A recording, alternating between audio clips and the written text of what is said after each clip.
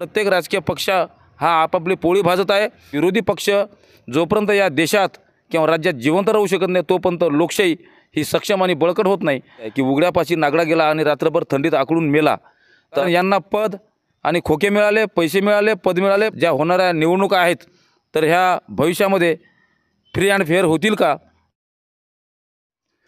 नमस्कार भारत, मी सदानंद खिल्लारे, आपण पाहत आहात द बहुजन आवाज।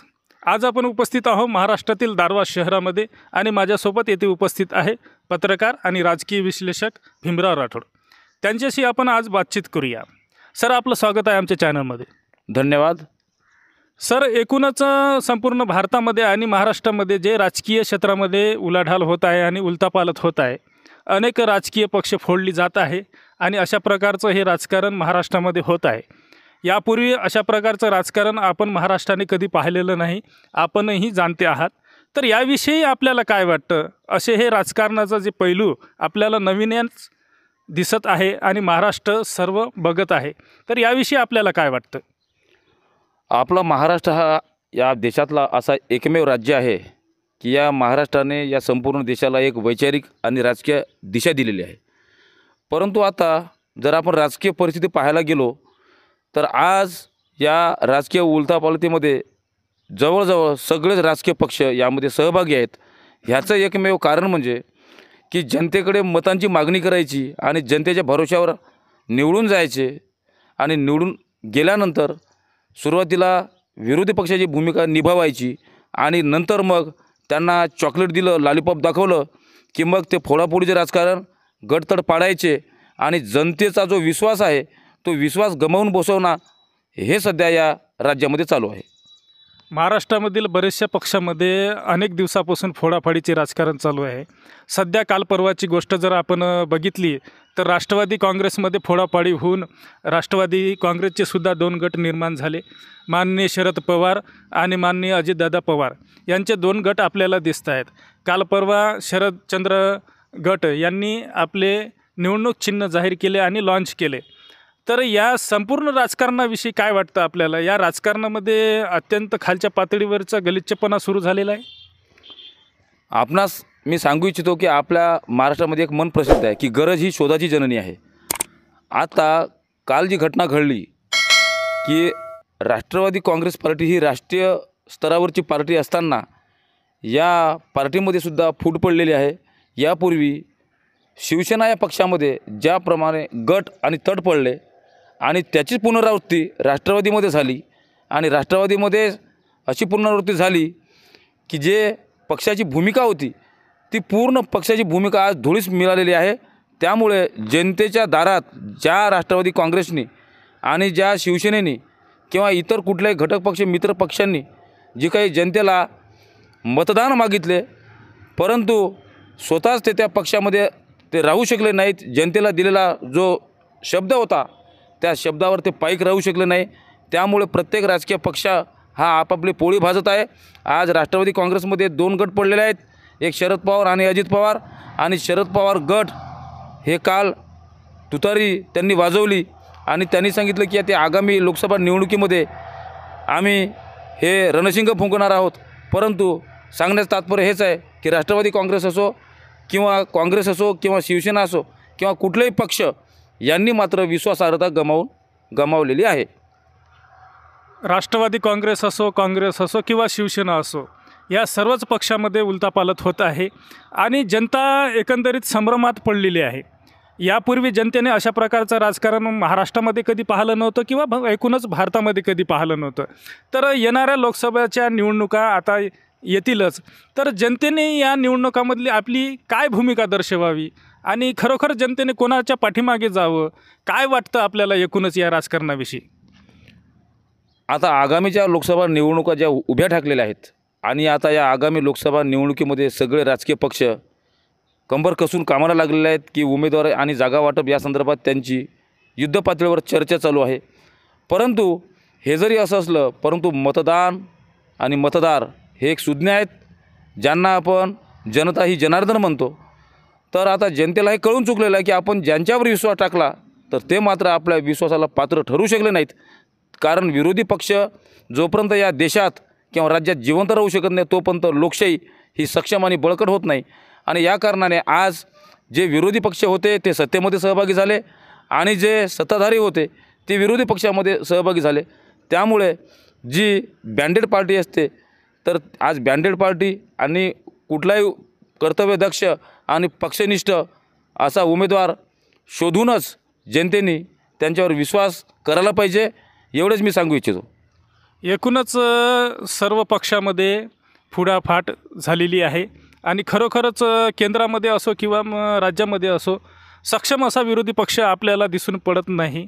एकीकडे आपण विरोधी पक्षांची भूमिका ही सक्षम असायला हवी, हे लोकशाहीचं एक गमक आहे. लोकशाहीमध्ये जेवढ्या प्रमाणात विरोधी पक्ष हा सक्षम असेल तेवढ्याच प्रमाणात सरकार काम करतील. परंतु एकूणच लोकशाहीमध्ये आपल्याला असं दिसून पडत आहे इथे की भारतामध्ये असो किंवा राज्यामध्ये असो विरोधी पक्ष हा आपली भूमिका ठाम ठेवत नाही. तर जनतेने कुठे जावे आणि कसे काय करावे, कोणाकडे जावे, विरोधी पक्षाने जनतेची भूमिका सक्षमपणे मांडायला पाहिजे. पण तसे होताना आपल्याला दिसत नाही. विरोधी पक्ष जो सत्तेमध्ये आहे तो सत्ताधारी पक्षांना प्रश्न विचारताना दिसत नाही. तर याविषयी आपल्याला काय वाटतं? आजची राजकीय परिस्थिती आणि फोडाफोडीचे राजकारण तसेच विरोधी पक्षाची जी अशी उदासीन भूमिका जी आहे, तर मी आपणास सांगू इच्छितो की आपल्या या विदर्भामध्ये एक मन प्रसिद्ध आहे की उघड्यापाशी नागडा गेला आणि रात्रभर थंडीत आकडून मेला. तर अशी अवस्था झालेली आहे. कारण विरोधी पक्ष जोपर्यंत या सत्ताधाऱ्यांना जाब विचारत नाही, या समाजातील शोषित, पीडित, उपेक्षित, वंचित घटकांना न्याय देण्यासाठी ती आपली बाजू मांडत नाही, या कारणाने या देशामध्ये लोकशाही नांदेल का हा एक प्रश्न पडलेला आहे. आणि विषय उरला की ज्यांना आपण मतदान करतो तर हे खरोखर जनतेचे नेतृत्व करतील का? कारण हे नेतृत्व करू शकत नाही. कारण यांना पद आणि खोके मिळाले, पैसे मिळाले, पद मिळाले, पद, प्रतिष्ठा आणि पैसा याकरिता आज कुठलाही हे निवडून गेलेला प्रतिनिधी, मग तो आमदार असो, खासदार असो, कोणीही असो, तर ते कुठल्या प्रकारची जनतेची तमा न बाळगता जनतेसोबत विश्वासघात करून ते कोणत्या पार्टी पक्षाला जाऊन मिळतात आणि विरोधी पक्ष संपुष्टात या देशात होत आहे. आणि त्याच कारणाने जर विरोधी पक्ष जर सक्षम नसेल तर लोकशाही कदापि प्रगल्भ होणार नाही, एवढेच मी सांगू इच्छितो. येणाऱ्या लोकसभा निवडणुकीमध्ये आणि लोकसभा निवडणुकीनंतर विधानसभेच्या निवडणुका लगेच साधारणतः लागतील. तर एकूणच भारतामध्ये आणि महाराष्ट्रामध्ये आपण जर महाराष्ट्राचं जर पाहिलं तर महाराष्ट्रामध्ये महाविकास आघाडी आणि एकीकडे भाजपा, तर या सर्वामध्ये आपल्याला काय चिन्ह दिसतात की येणाऱ्या विधानसभेमध्ये कुठलं सरकार येतील आणि कशा प्रकारचं येतील? जनतेने कोणावर भरोसा ठेवावा? जनतेने कोणावर भरोसा ठेवावा हे आपण समजून घेण्याआधी एक बाब मी आपल्या निदर्शनास आणू इच्छितो की जनता ही सुज्ञ आहे, जनता ही जनार्दन आहे. जनता खरोखर जो पात्र उमेदवार असतो, जो लायक उमेदवार असतो, तर अशा उमेदवाराची निवड जनता करीत असते. परंतु आजचं चित्र मात्र वेगळं आहे. जेव्हापासून आपल्या देशामध्ये बॅलेट पेपर सोडून EVMद्वारे निवडणुका व्हायला लागल्या आणि तेव्हापासनं केंद्र सरकार असो किंवा राज्य सरकार असो यांनी आपले पाय पसरायला सुरुवात केली.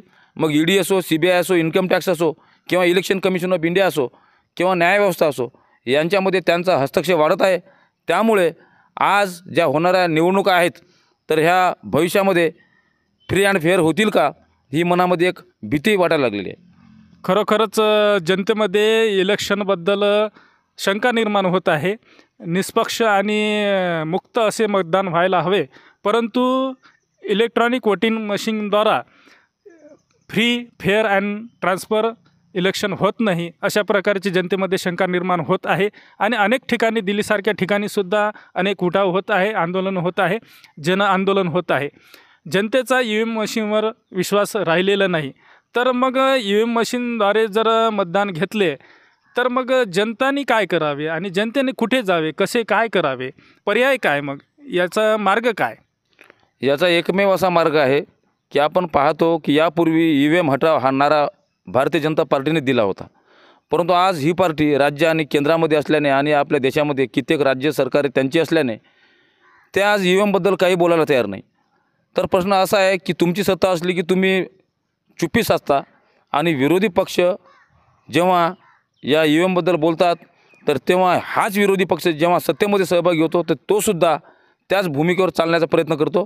आज EVMमध्ये जो एवढा घोटाळा आहे आणि सगळीकडे उठाव होत आहे जनतासुद्धा मागणी करत आहे, विविध राजकीय पक्षसुद्धा मागणी करत आहे आणि याला वैज्ञानिक आधारसुद्धा आहे, सायंटिफिक आधारसुद्धा आहे की जे काही कॅम्प्युटर सायंटिस्ट आहेत त्यांचं म्हणणं आहे की आज या जगामध्ये सगळं काही शक्य आहे.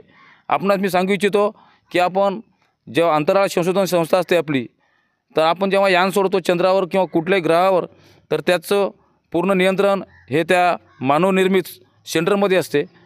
आपण कित्येकदा पाहतो की एखाद्या कुठल्याही बँक खातेदाराच्या खात्यामध्ये लाखो रुपये आपोआप जमा होतात. यापूर्वी मुंबईमध्ये घटना घडली की मुंबई पोलिसाचा पगार हा इंग्लंडमध्ये पाठवला जाऊ शकतो. आज सगळं काही शक्य आहे.